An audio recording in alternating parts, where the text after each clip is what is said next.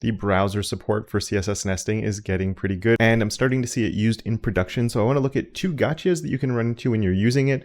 First one is for people who are coming from less or SAS or other preprocessors, and the second one is for everybody on an important thing you need to know about it that can catch you off guard.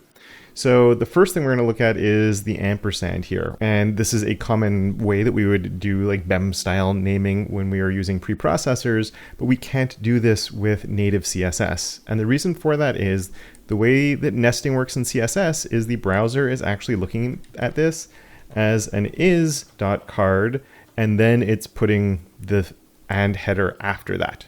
So we're getting a selector that looks like this, which doesn't make any sense, and we can't do that. If you're doing regular ones like this, that actually does make sense, because here I would have an is a and then our hover. So there's no problem whatsoever with that, but clearly this one doesn't actually make sense. So it breaks this, and it just means that you actually have to repeat your selector or come in with a different way of doing it. You can see that's actually applied my styles now. Or in this case, this is actually like a heading level. So I could just say that's my H2 and take different approaches to how we've named things. And yeah, so just an important one not to get caught off guard by right there.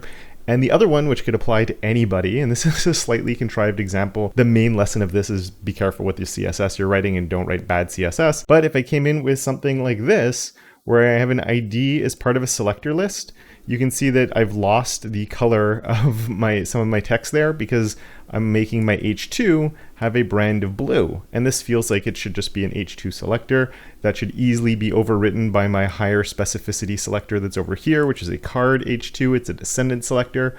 But because this is using is, the way this is getting written, we have is, page title, comma, H2, and when we have an is selector, the highest specificity selector that's within this list is what sets the specificity for that selector.